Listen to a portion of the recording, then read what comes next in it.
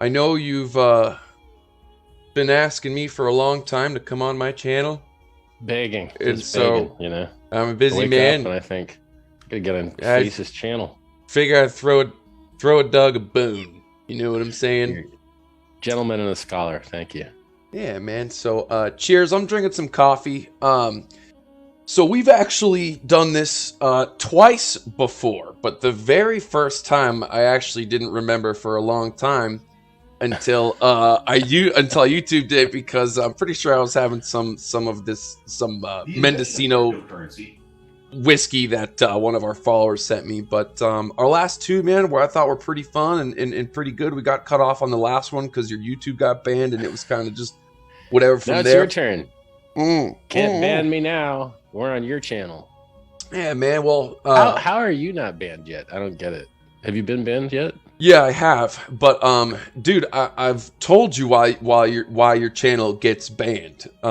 It's because of your what you put in your titles, bro, which is the free airdrop stuff. And so, like, I mean, I've had strikes for numerous things, but on like the algorithm stuff, like when I put bet, the word bet, like I'm betting on Bitcoin or something bet, their AI would pick it up. And so, yeah, but we were able to get it back. It's so silly.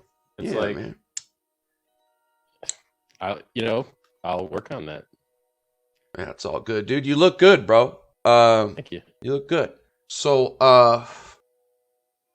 well, today's focus, you know, there was a lot of kind of things unsaid. There's a lot that's happened with Pulse and PulseX and probably Hex and you since the last time that you came on. And we really don't need too many introductions because everyone here knows who everyone is. And really, I just want to use this opportunity for you to help me get up to speed on a lot of things going on with Pulse and what's out there and what's not. We kind of shoot from the hip here, you know what I'm saying? But first off, I do have some questions here, but just kind of coming from the horse's mouth. Can everyone hear him okay? Can everyone hear everybody okay? Can we get a little confirmation from the chat? We should. No one's complaining about it, so I'm sure they hear you fine. So, bro, what's kind of can you maybe say blue? Yeah. I just went on your channel and I'm blue. Yeah, bro. When were you gonna tell me I was blue, bro? It looks. No, I'm not blue anymore. I liked you better when you were blue, bro. It's a good thing I'm checking your production quality, man. Like, you were gonna let me do this interview as a Smurf? WTF, bro? Bro, listen, dude. Smurfs. My God.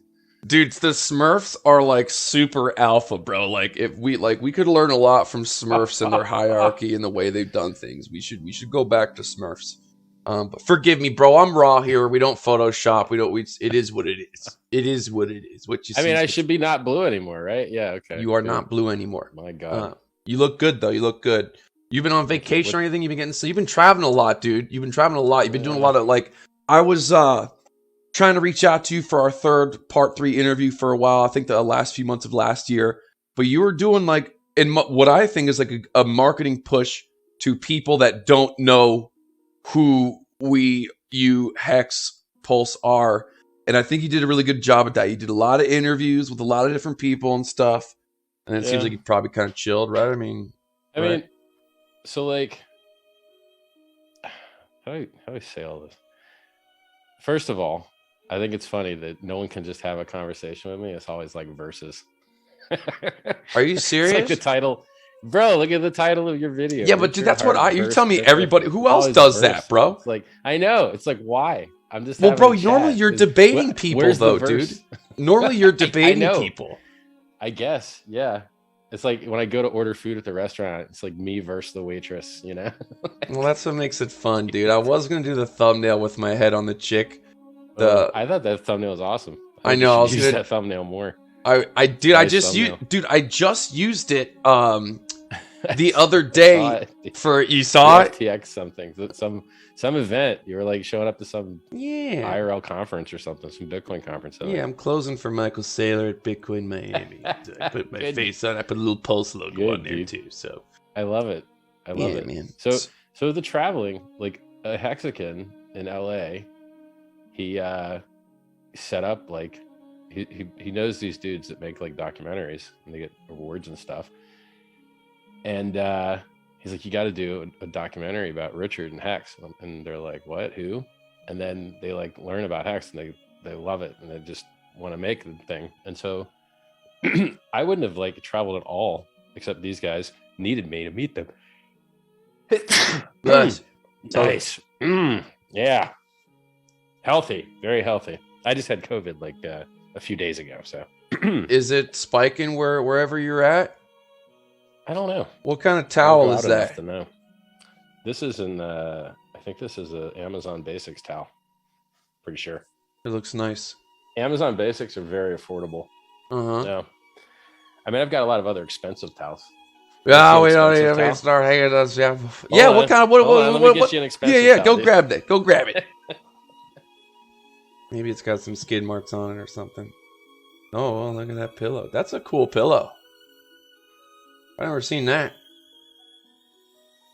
He should have more of that stuff in his background.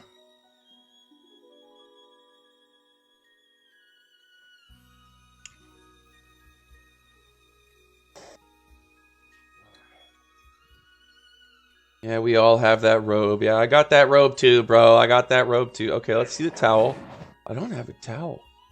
Better. Okay, a little Louis Vuitton towel. All right. We can talk shit about him. He can't hear us. Fuck you, Richard. Go fuck yourself. This guy's an asshole. 10 pillows?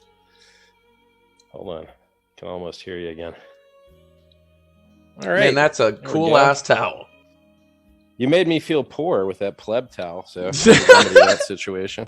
I have that robe better. too, bro. I have the robe too. I want to get the red one. Does it say Richard on the back though? No, does that one? Dude, what? How long do I gotta stand for? Bend over a little bit. Wow. Okay, that's cool. All right. You know what bothers me about robes though? That one too is at least for me, the belt loop is too high, and I feel like it's always like that with most robes. You can move it. Just move it. Nah, bro, because most of them have little slits. Like they have slits sewn in the sides of the robe. And so it's like right under my chest, but I want it lower. You know what I'm saying? Right. I know what you mean. Yeah, so that's a cool towel. These are first world problems. This is serious first world problems. Yeah, so the interview guy, the documentary dude. So I had to meet them. And I'm like, all right, well, I'll meet you in Estonia. Went there. I didn't want to buy a car. But we didn't have any content. It was like a rainy, like dead day. There's nothing to do. So we're like, what can we do? Well, it's like indoors. I don't know. We go shoot guns, buy a Ferrari, I guess. Yeah. Buy a Ferrari. And I'm like, all right, well now I got this Ferrari. What am I gonna do with it? I guess I'll go on a Europe tour. Start driving it around, spend like 4 months driving it. I put a lot of miles on it. How many? Miles. I think I got the car with like I think I put 12,000 miles on it. Wow. Well, not miles, kilometers. I think I put 12,000 kilometers on it. That's awesome. How's it feel? Feels good. I'm a Ferrari guy myself. I got an SF90 too. I just bought that, but like, I didn't really mention it to too many people yet because I'd like to take photos with it, but I think Ferraris are the best currently. I like from the way they look to everything. I think Lamborghinis are try hard. I think. Well, I don't want to go into. I don't want to be talking shit about anything. But all right, so you can't see out of it. Like when you get in an Aventador, you can't see out the window. You're like, this is very hard to drive. There's no visibility. Their interior turns to like sticky rubber liquid after a certain amount of years, and Ferraris used to do that too.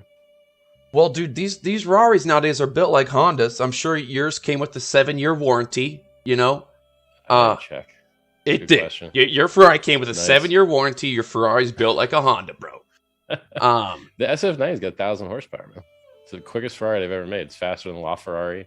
It's faster than what's the other one that's like the best Ferraris or whatever. Like it's the quickest Ferrari that's ever been around their track. It also set like records everywhere. The SF, is that half electric, or it's not really half electric? It's only got about, I think, 220 or 240 horsepower. For anyone who doesn't know this, okay, this is a sick ass Ferrari. I'm showing everyone on the stream. The SF90. That's a beautiful car, man. That's a beautiful car. It's a little weird on the front with the headlights and shit, but everything else. It is a little weird in the front.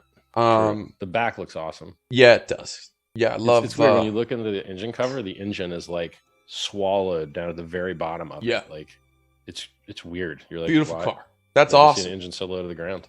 Damn, I didn't know you got one of those. That's awesome, dude. Good for you. Fuck yeah. Hell yeah. There's no space.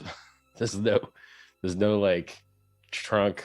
There's no the front trunk thing. So there's no engines in the back. So there's no rear trunk. Yeah. Then the front trunk has space for maybe like grocery bag, a McDonald's bag. Yeah, maybe if you flatten it, like it's not. Yeah, your dinner to go bag would fit in there, maybe. Yeah, like when me and my girl go out to dinner or something, at a steakhouse or something, we always, I'll take it to go just so we can pop the hood and put it in there and look like. That's about it. Yeah. Sorry, you did the tour. Your Ferrari did too, huh? Yeah, well, like ever since I was young, like I always knew I was destined to have a Ferrari. Right. And so, yeah. Long story short, I'm thankful that did it come with the pussy magnet? Well, I mean, it is a pussy magnet. That's for damn sure. It's not just a pussy magnet. It's a police repulsor too. I got the anti-radar shit, scramblers all over it. It fucking scrambles any motherfucker that tries to radar and shit. It spits back numbers and shit. It's got like it's like a UFO where it creates this gravitational field around it, so it feels like I'm not moving, but it's going hella fast. Nice, so yeah, I love it, man. There's nothing like it. It's turbo too, so there's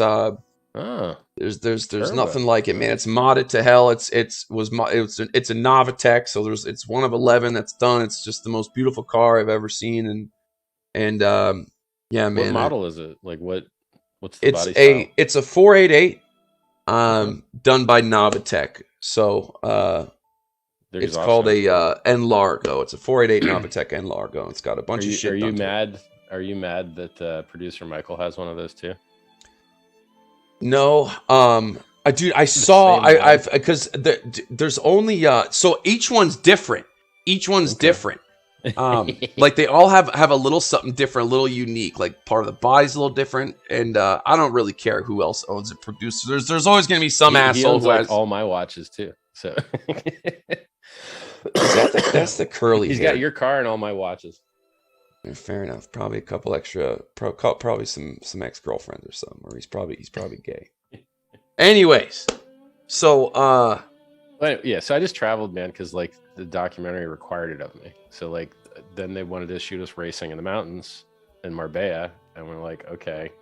So then, took a private jet, had the cars trucked down there, like and just. I mean, it's crazy. Like, Marbella is right next to Africa. So, like, the Strait of Gibraltar and, like, you can see Africa from Spain. Yeah. It's funny. It's, like, the absolute bottom of Europe. Yeah. You can't get farther south in Europe. All right. So, that's why, like, Putin had a house there, I think. And then, Putin? I don't know, probably doesn't now. Yeah. Yeah, apparently had a house there.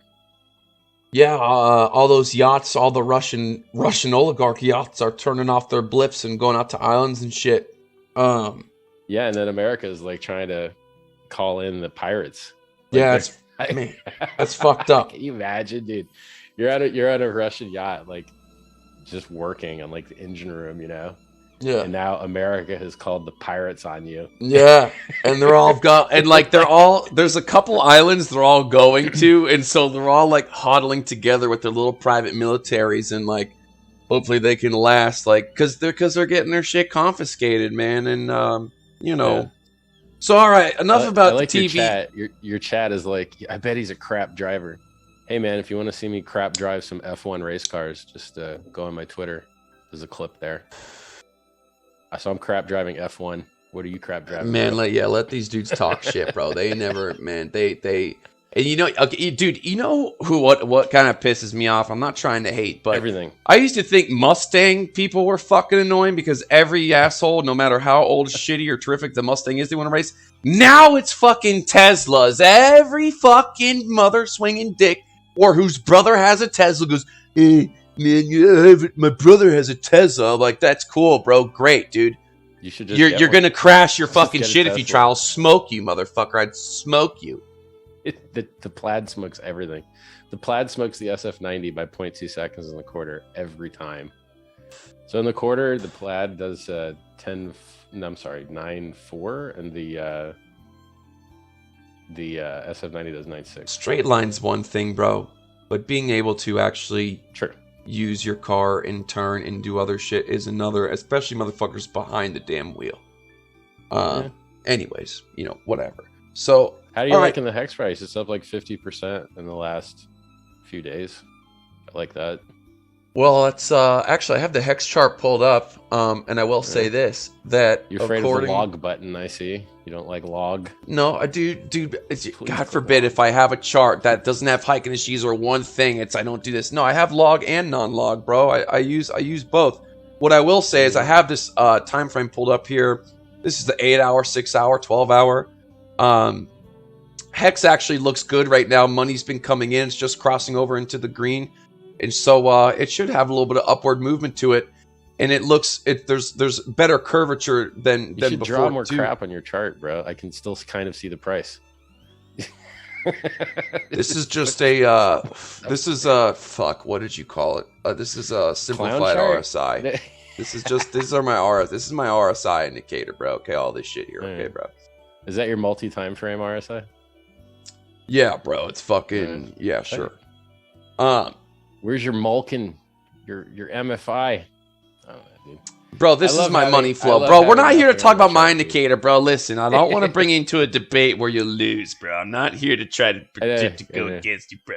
This is my this is my money flow, bro. Everything's going up. Yeah, okay.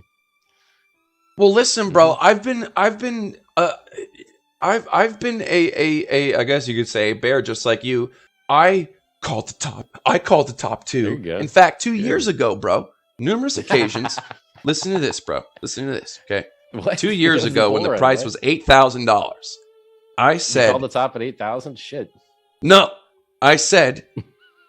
When people ask me, when do you think it could be 50K? I said, April, May 2022, Bitcoin 45,000. This is before any of that shit happened numerous times. So I fucking nailed the price damn near perfectly in a week from now, 2 years ago. But I ain't here to taunt my own horn. Bro, what's going on with Pulse? I called 60K like 2 years earlier in Malta, before the happening. You said it was in Monte Cristo last time. I think you're lying. Did I? I'm just kidding, it's Malta. Bro. It's a record. It's on YouTube, man. Listen, I'm not here to toot my horn or your horn, Richard. Oh, hey. So your chat says turn Richard up. I discovered that if you change the volume on your computer, it changes my capture volume on your end. I'm turning you up. Used to not be that way. Okay. It used to be you could just change it, like your volume didn't change what you're recording. Dude, I don't think so. I don't think so, but I am turning you up here, and so it'll change. You'll see it in the meter. You'll see me peaking more. Yeah, so I turned your shit up. Everyone should be hearing you just fucking fine. But let me double check here. Zoom meeting, boom. I'm cranking you all the way up. Have you tried the new testnet? It's so sick. It's like no. It's very good. So Richard, bro, the last thing I did with Pulse was sacrifice with Pulse, and I sacked a little bit with PulseX. Now I know PulseX is supposed to be like the swap thing, and Pulse. It's a little bit different than Uni. So like, I'm sure it is. Uniswap, they duct tape the token on, and it has no relationship to the project at all. So Uniswap existed and functioned and worked great, and they're like, hey, let's duct tape the token on here and pretend it has some relevance. And then they duct taped it on. Price went worth billions of dollars. There's no actual relationship. You use Uniswap, you don't use Uniswap, you're never going to touch the Uni token. They're not related. They don't have anything to do with each other. I was just trying to give an example of like something that it would be. It's just a swap. But in our thing, they're related. So in our thing, 22% of the fees goes to buying and burning the token, and the token doesn't inflate; it only deflates. So, direct relation. As the exchange is used, the price goes up because part of the fees buys and burns the coins. Hey, actual utility. What do you know? Okay, so I want to try to take a step back, bro, because I kind of want a little bit of organization to this. So number one with Pulse, the kind of like the biggest question someone wrote in my Discord, like ETH 2.0 is coming out, right? And so if Pulse is and I'm paraphrasing here, copy and paste ETH. But I imagine, obviously, you're doing things to make it better, faster, or cheaper. Can you try to explain maybe what you're doing, where it's at, and why it's going to be better than ETH or ETH 2.0? Yep. Go to PulseChain.com. Copy paste the URL into your MetaMask network settings, and go test it. And you'll see that the transactions are 4 times faster. They're also free. Now try and use that on Ethereum. Is it only like that right now because no one else is using it? Is it going to be the same? Because it's a testnet. Yeah. But I mean, we've had 1.2 billion transactions on testnet on the V2 one before this one. We're on V2B now. And people were really using it a lot. So it's faster, better for the environment. And when ETH 2.0 comes out, aren't you going to love your free new coins they're giving you? No, you're not, because they're not giving you any free new coins. They're not giving you anything. And aren't you going to love the cheaper fees? No, you're not, because it's not going to lower fees. It's not? So no. Why? So why what do you is think it's ETH going to lower the fees? Because I don't know. Do you think ETH 2.0 is going to lower the demand or increase the supply? No, I don't know. It doesn't affect those things. What does it affect? It just changes the consensus method. Like they're trying to get rid of the proof of work, which is good, right? That's what PulseChain does as well. You get rid of here's the other thing. So will Ethereum continue to inflate? Yes. Does PulseChain inflate? No, it only deflates. So 25% of transaction fees in Pulse get burnt. What do you Ethereum mean? Still has issuance. Okay, so when Ethereum you say Pulse inflates. only deflates, are you talking about there's never a new Pulse? Or no, the supply of Pulse never increases. Okay. There are no rewards paid to validators in the form of a block subsidy, in the form of inflation.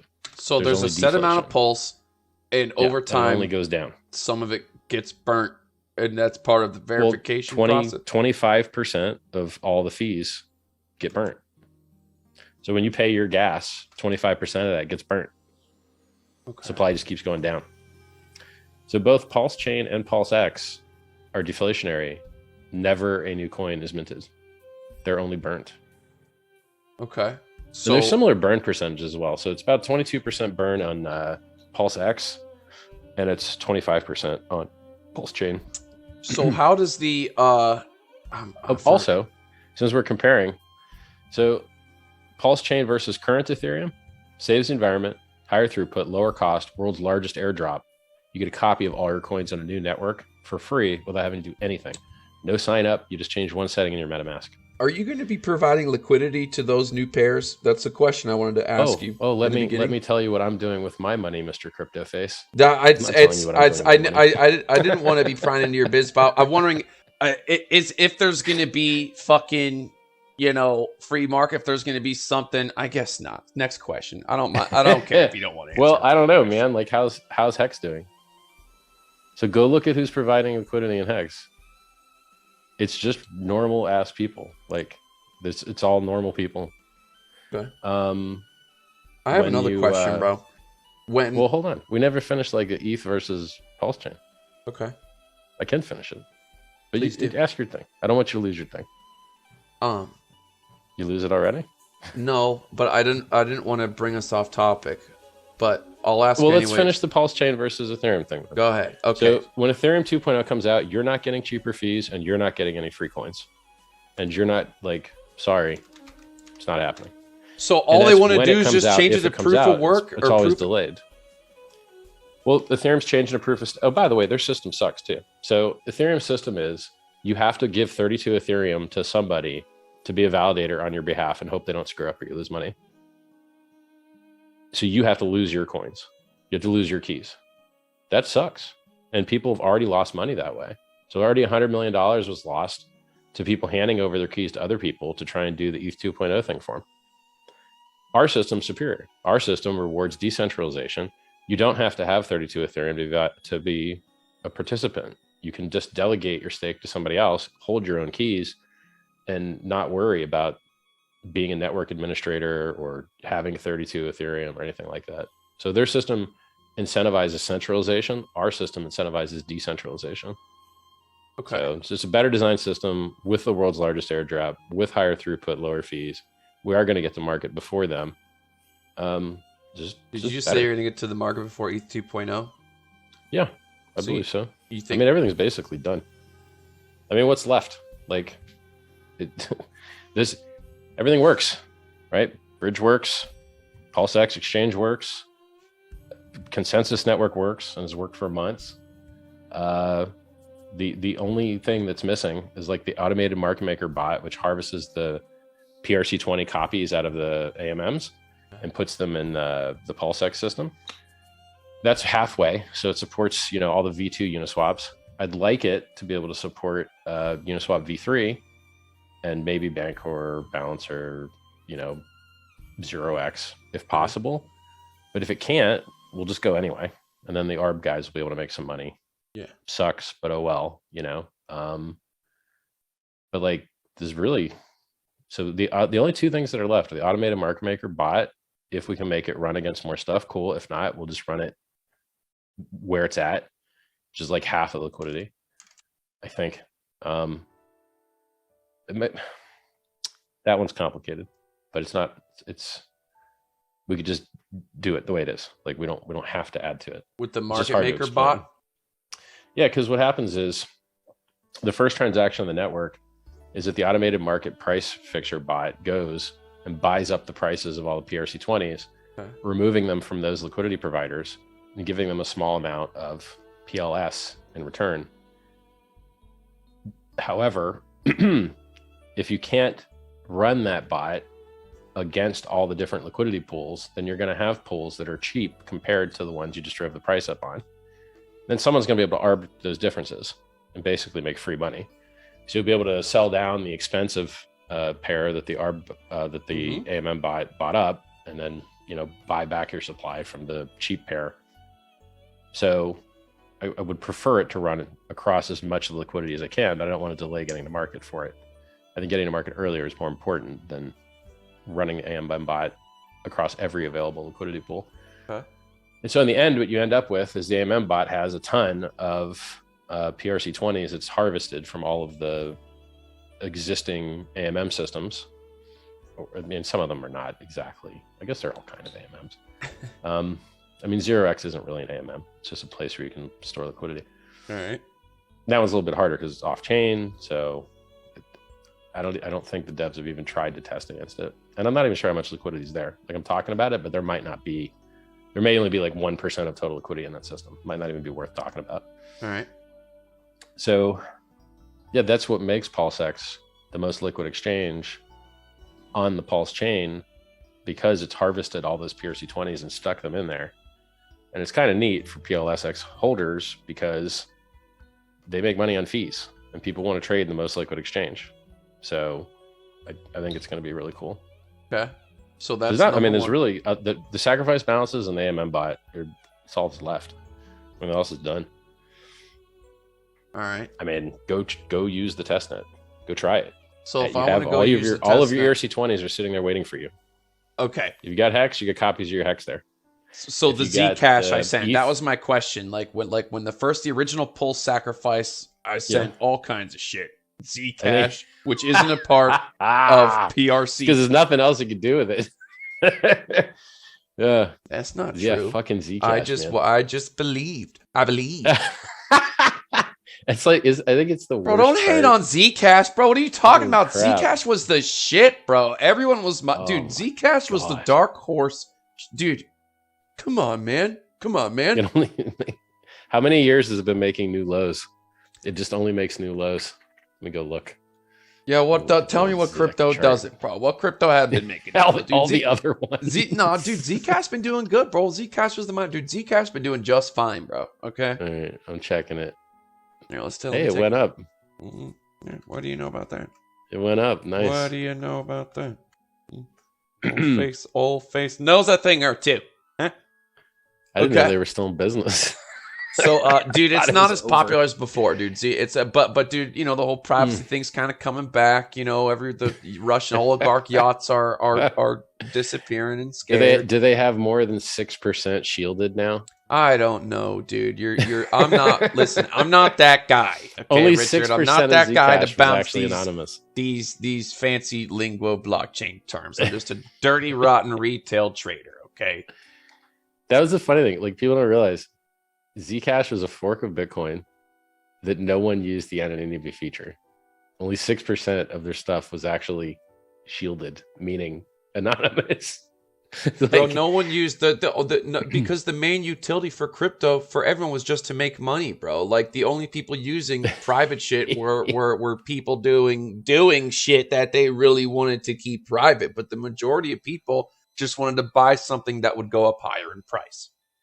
well, I don't know. That sounds kind of smart. That seems like a good idea. Yeah, I'm not. What go do you up. think I'm doing here, bro? I'm not hating on that. True. Okay, so we got some juicy bits. I liked kind of what you said about you think you'll be out before. I believe ETH said, or someone said in the chat. So we're gonna be. Look, man, these guys delay things. Everybody that makes software delays it, of course, because you don't have a choice but to delay it, because you can't make an accurate estimate, because you don't know, you have unknown unknowns that you don't meet until later. You just can't. You cannot accurately predict when software is going to be finished. I understand. Which is why no one does. So I wouldn't be surprised if Ethereum was extremely late on basically all the things they're trying to do. Okay. And even if we didn't beat them to market, who cares? Are their fees still too high? Yes. Are they giving you the world's largest airdrop? No. Okay. Do they still mint new coins? Does it still inflate? Yes. Now you could say, oh, but EIP 1559 will cancel that out. Like, okay. Those were the next words out of my mouth. Yeah, I mean, maybe it will, but we don't we don't have to hope that like this stuff burns. Ours just burns. Ours isn't like maybe deflationary. Ours is 100% so who's verifying? And forgive me if you so who's how do I become? How do I a validator? Yes. How do I profit off of validating transactions? Just me. I have my pulse. I got a little something. I want to make some money off the transactions with my shitter computer. Oh, dude. Well, you just delegate your stake to somebody else. To a pool? Because otherwise you have a network admin job. And if you screw up, you lose money. Doing what? Can you explain Being that? a validator. I'm just going to a pool's the answer. Well, you don't even have to go into a pool. I mean, it's built into the system. See, we fixed so many things that people don't understand how fixed they are. Like, your brain thinks, now I need to join a pool and that's right. That's what other people. That's why you're here. That's why I need you to break it down to a simpleton. Yeah, you don't have to do that. Okay. Like, it's already built into the system that you can just delegate your stake to some other validator. There's a list of the validators. I mean, you can just go look. Like, we have a screen. Who are the validators? Who are these people? Well, we don't know. It's open source network, right? Like, it's whoever wants to join. So is there some guy somewhere in the world that there's people want you to delegate your stake to them so that they can become a validator, because you've got to outrank other people because there's only 33 slots. So people want to be in that list of 33 people. And so there are a lot of validators that will tell you who they are. You know, like David Feeder, Zaxkin, he's a validator. There's only 33 validators. Yeah. Right. And there's only going to be 33 validators? There probably should be less, but the number makes us look cooler. For all of Pulse? Stupid and just is that what we're talking about here? There's only 33, like... Yes. Correct. How come? How come it's limited? as you increase the size of the validator set, you reduce the average experience of the user because they run into smaller and crappier server setups. If you restrict the size of the validation set to be smaller and smaller, then you increase the average experience that a user has because you're using the best, fastest, most well-maintained server connections and servers.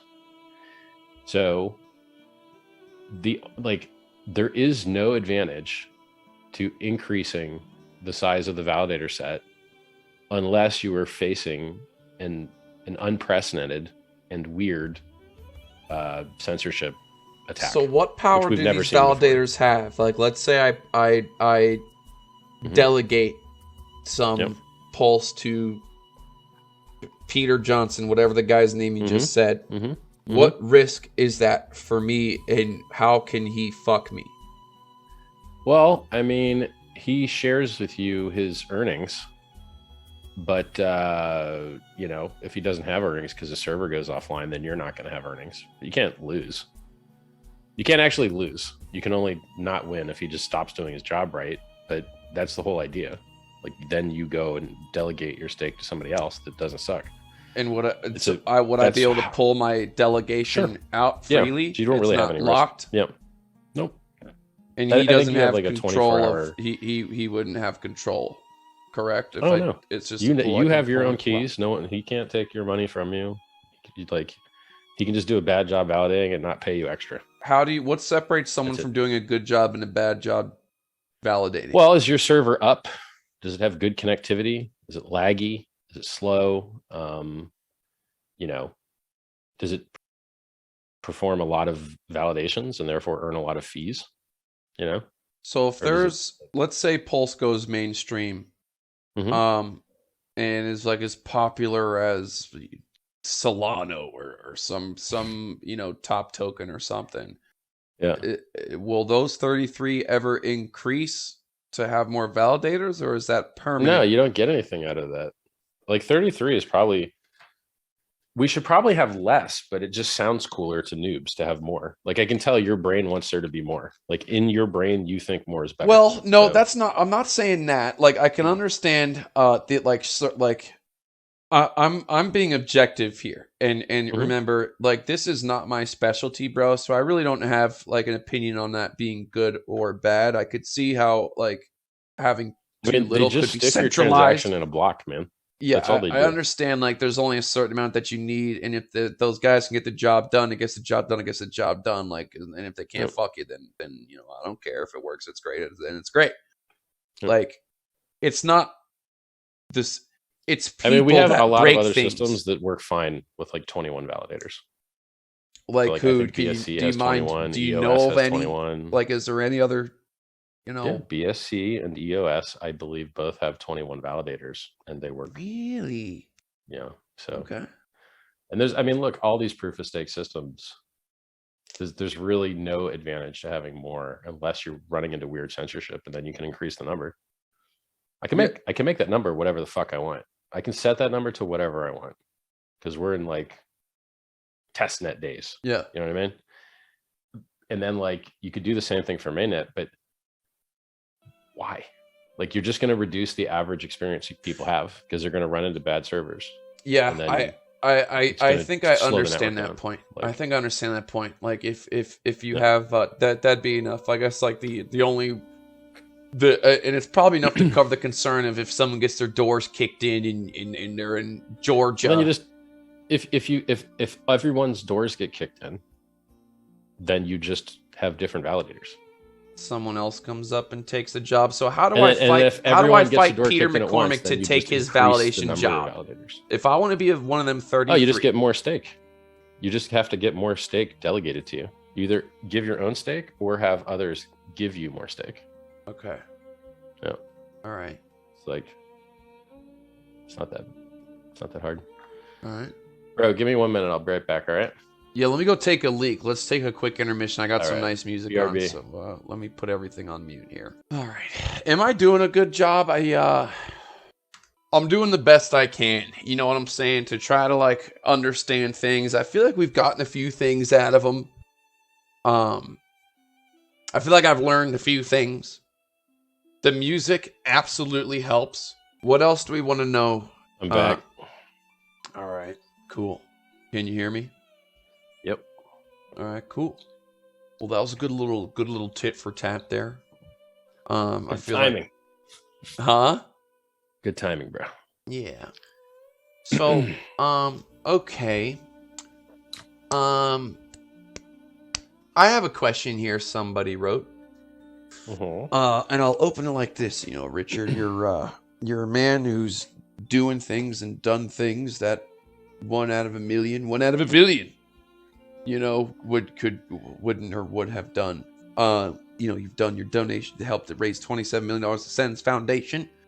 Somebody asked if I could ask you if you had any thoughts on potentially building a true decentralized wallet like Metamask, because Metamask, didn't they turn off some assholes in a country and it's centralized and everyone's mad a month ago? You remember that? I mean, I'm hiring people to do it, but I don't know about all this decentralized shit.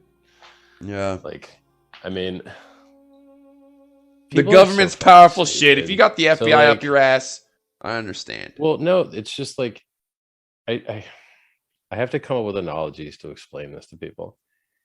Having like extra door locks on your door doesn't help if you have a big ass window right next to your door. Having extra decentralization preemptively and worse user experiences is unnecessary when you can have just-in-time. So you like just-in-time inventory means like we don't need it just sitting there. We have as much as we need when we need it. We have inventory just in time, which is great when you don't have like hiccups in the supply chain. Well, that also works great for censorship resistance. So as long as you have something to fold over to, so it's like, oh, Infura is censoring Venezuela. Okay, well, go to your MetaMask, click add network. It's right there. Click network, click add, click custom. And then there's a list of like 10 other nodes that you can just paste in there and it works. So as long as you have the ability to fall over to something else that is good, you don't need to preemptively use some weird other thing and then discover like, oh, it was buggy. Oh, it was hacked. Oh, you know? Yeah. Because it lowers your average user experience. So like, I'm a very firm believer in no admin keys and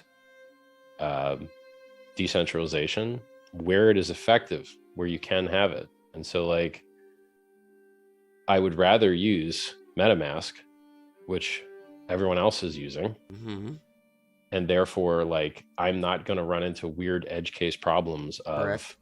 Oh, look, the site's just down. Right. Oh, the wallet developer just turned it off.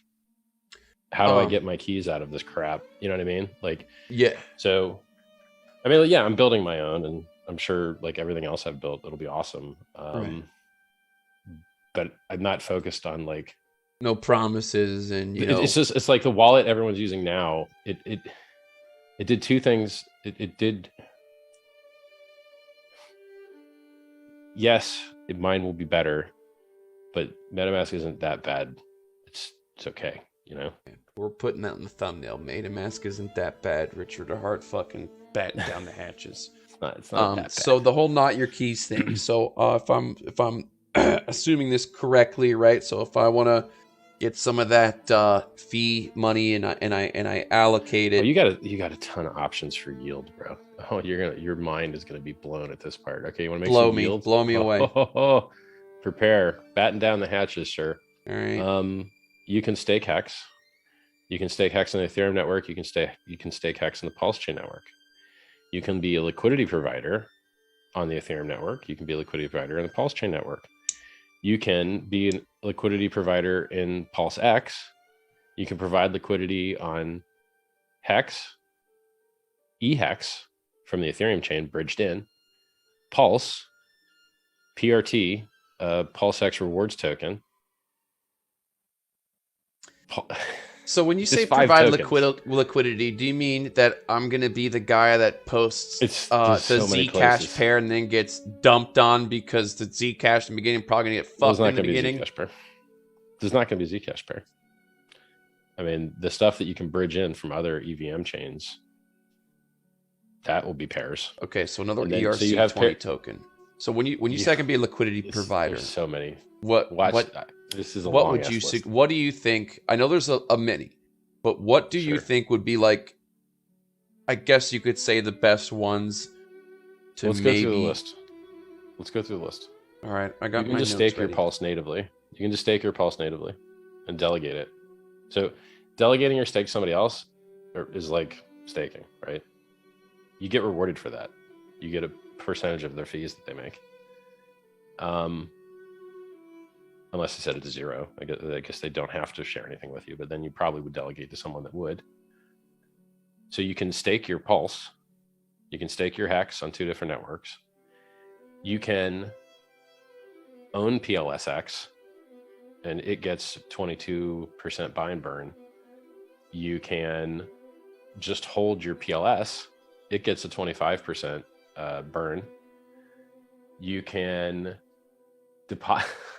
you could deposit your Ethereum. You could bridge in your Ethereum Hex and pair it with your PulseChain Hex, which is we're just going to call Hex.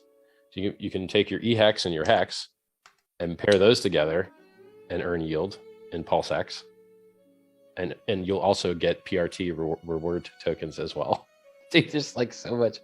This is an unbelievable amount of places that you could stick your money in the system. What about a stable coin, a stable dollar or whatever called yuan, a stable yuan, stable dollar?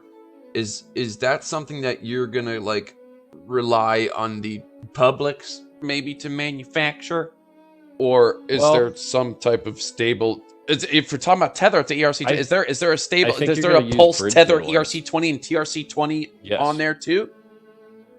Well, there's bridged in ones. What is the difference? I don't know. What well, does bridged that mean? in one you can redeem for real money. So if you have a Tether, you can send it to the Tether company and they'll turn it into real money for you. Or if you have a USDC, you can send it to the USDC company and they'll turn it into real money for you. But the copies that you're getting for free on the Pulse chain, you're not going to be able to redeem for anything. But I also don't think they're going to go to 0 unless the people that issued them use their admin keys to steal everyone's money. And then probably people aren't going to be very happy about that. So yeah, I mean, I have no idea what the value of a stablecoin copy on Pulse chain is going to be. Because those will be there. If there's going to be copies of every ERC20 thing, there's going to be copies of the ERC Tether. Nobody knows what value they'll have yet. Okay. All right. Yeah, that's what we were talking about. Like when we were on around the blockchain, that's when I said like it's going to be a war in the beginning. You know what I'm saying? It's going to be crazy. Yeah. Like, I mean, the amount of arbitrage opportunities is going to be pretty wild because I know for a fact that AMM bot's not going to be able to hit everything. So there's going to be price differences for sure at launch. And someone's just going to make that free money. It's basically free. And then who knows which tokens are going to go up the most. So what's financing the AMM bot? Is that going to be? It just mints its own pulse to do what it needs to do. It doesn't, because only roughly like 6% of Ethereum is wrapped. You can use that as a proxy for how much Ethereum is in DeFi, because there's no other reason to wrap your Ethereum other than to use it in DeFi. So, and since prices in those X times Y equals K automated market maker systems like Uniswap V2 function as a square, you only need to have a square root of the supply increase in order to move the price. So like if you 10x this one side, you 100x the price. If you 100x one side, you 10,000x the price. And so like basically we should need less than, my original estimate was like 5%, but it should be, I think, like 2.25%. It should be like the square root of 5.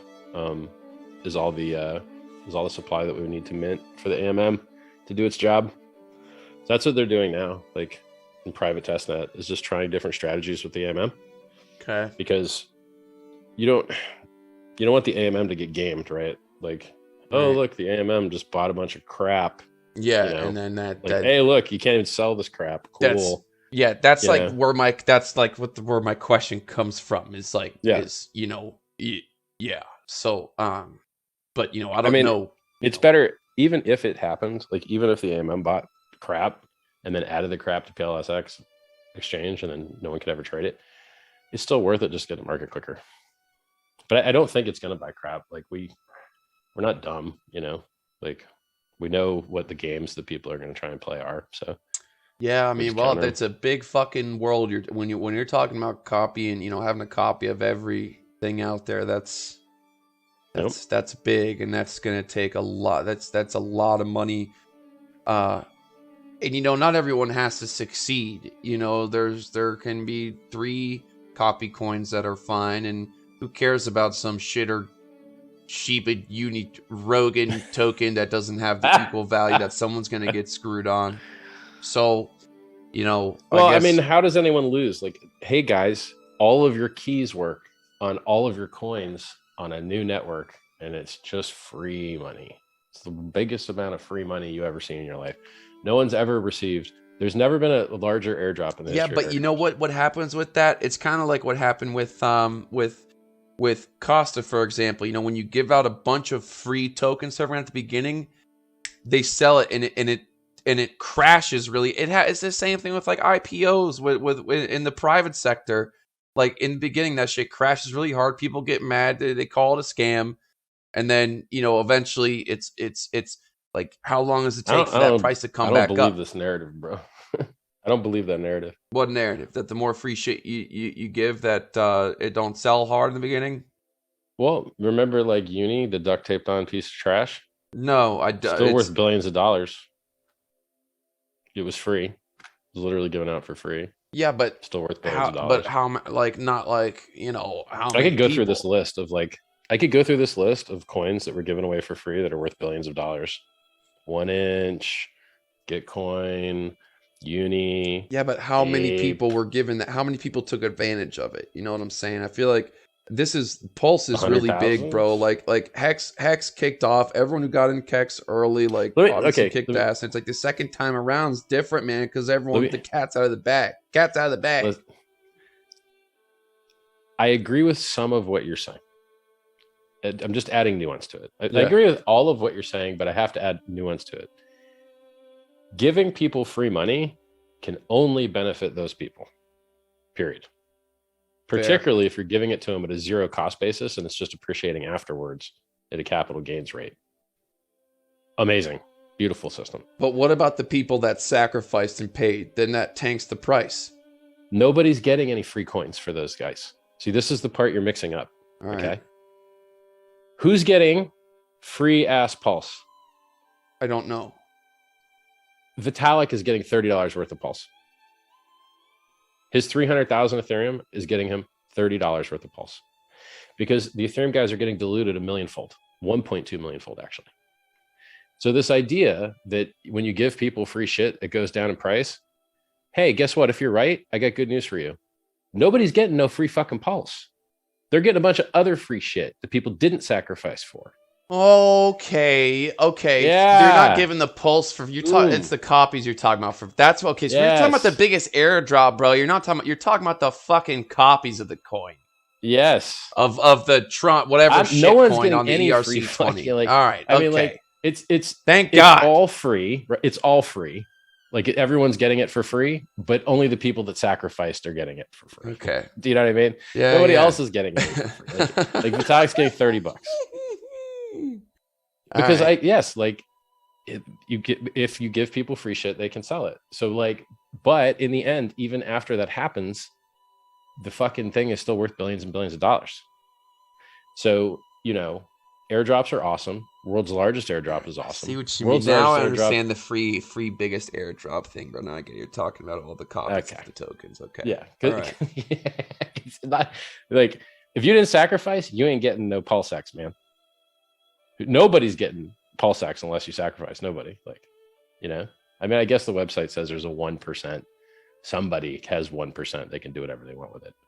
Motherfuckers in the chat, listen, I have a million things going on. Okay, I don't sit in front of my computer studying everything. I have millions of businesses and I'm an important man, okay? And I don't spend, and half you fuckers that talk about it are terribly difficult to listen to. And I admit it all the time, like I'm aware of what I don't know, and that's why I have him on here. So this is for me. Okay, I'm having him here for me. Okay, you're like, if you want to be here, you can go. It's an open door policy. So yeah, like PulseX, bro. Nobody's like, okay, everyone's getting PulseX for free, but only if you sacrificed. And if you didn't sacrifice, like, you ain't getting none. Now all the other coins, right? Like, hey, you got Hex, you're getting free Hex, free copy. Enjoy, you know. You got Ethereum, you're getting free copy of Pulse, but you're diluted 1.2 million fold. So you have 1.2 million times less percentage of the network than you used to have on Ethereum. It's basically like dust. Like, you're getting, but that dust is enough to transact, which is important because we want to relieve the load on the Ethereum network by removing its users, putting them over here. Yes. So, all right. So let me get this. I love that frame, dude. We're helping Ethereum by getting their users to come this place. I love it, but it's true. That's the only way you're going to get the fees down. So it's just so funny to me. Like, do you want Ethereum fees to be lower? Yes. Okay. We're like the only solution to that. We're going to remove load from their network. We're going to make the fees lower. We're going to make Ethereum better. Like, I just saw a headline. Vitalik today was talking about how the fees are too high. We're on your team, bro. We're going to give you the world's largest free amount of coins you've ever seen in your entire life, and we're going to reduce the load on your network. Killer. Win-win. We all win. So, I want to, like, bullet point this. So, okay. And I know we can go on tangents of explaining things because there's always a lot to explain. So, the difference between Pulse and ETH, there's the proof of how it's mined or whatever. There's no more. The Pulse doesn't get created. Whatever's there in the beginning is there in the beginning, right? Yep. Okay. So as far as it being cheaper, if the same amount of people are using Pulse as the same amount of people using Ethereum, right? Why and how is Pulse going to be cheaper? If you can explain it very simply as you can. Yeah, we have 4 times the throughput minimum because we have 4 times faster blocks. So in Ethereum, you get a block every 13 seconds. And in Pulse, you get a block every 4 seconds. Or 3 seconds. Sorry. So what if 4 times the amount of people are using Pulse than ETH? Would the price basically be the same and I'd be paying $50 per transaction? Probably, yeah. Okay. All right. Nope. I mean, fees are going to go up. Like, that's part of life, man. Yeah. If you increase the demand for something that has a static supply, the price is going to go up. So let me ask you this then, because you would probably, I'd imagine you know the answer because I don't. Tron is, a lot of people out here, you know, in the West and white people love talking shit about Tron. But at the end of the day, the big boys, the whales, the exchanges, the businesses use Tethertron because we pay 10 cents for a transaction. So why is Tron able to do it for 10 cents?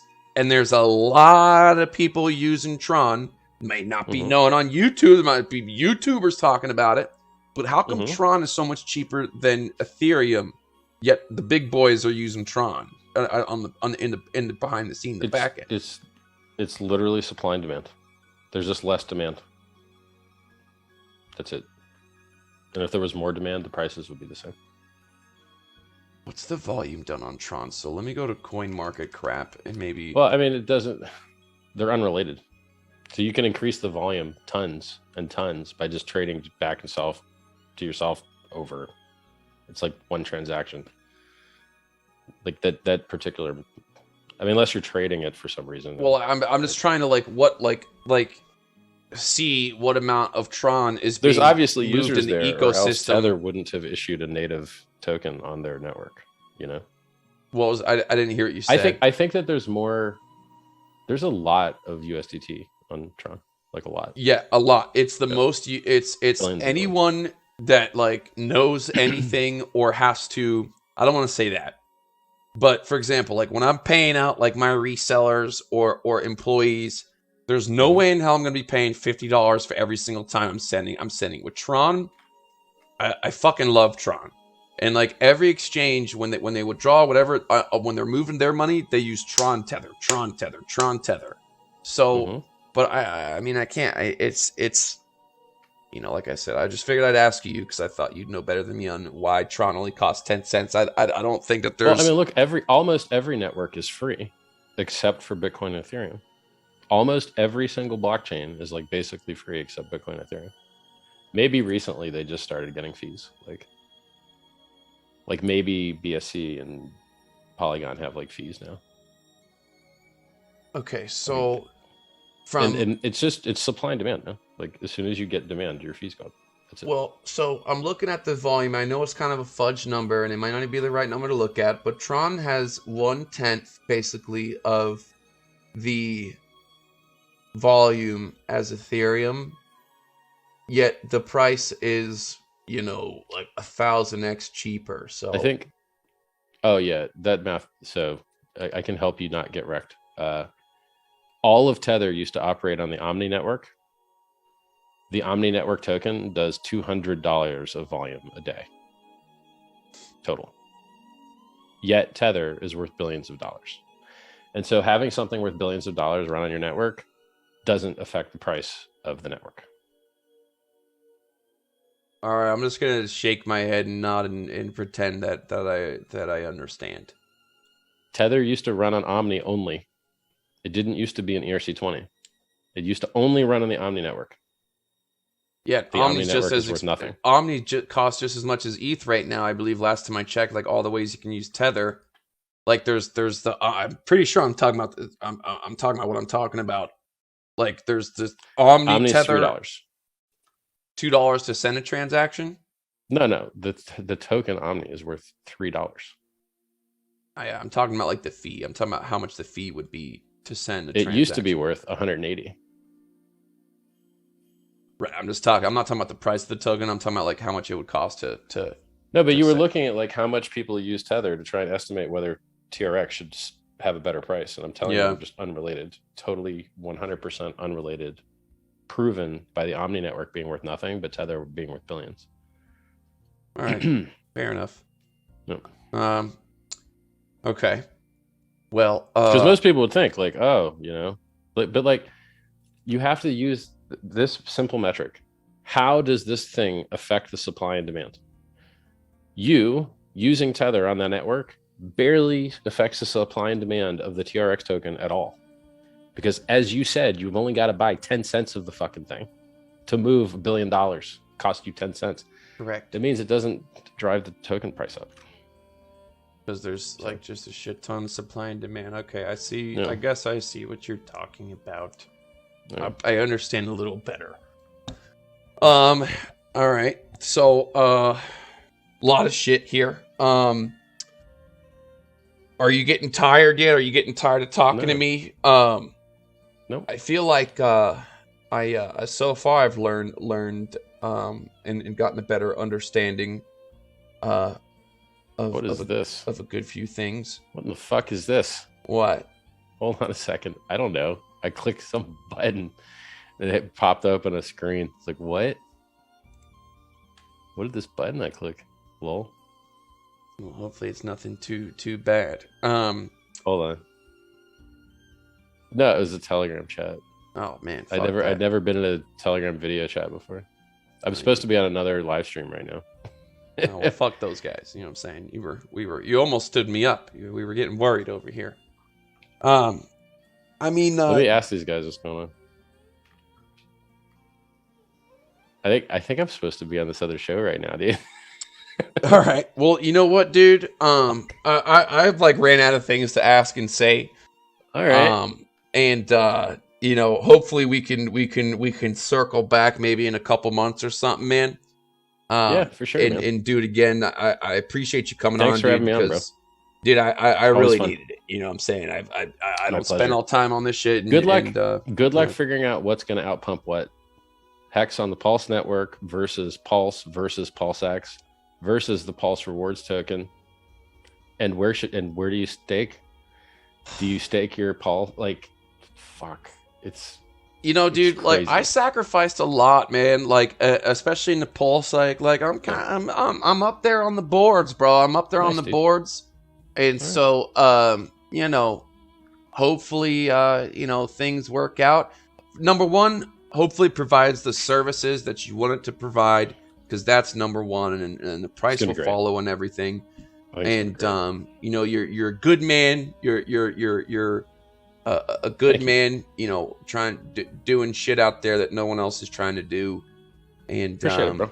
yeah, bro. So, all right, dude, my fucking Talk to you brain's later, man. fried, and I'll see you later, Ciao, man. bro. Thanks for coming on.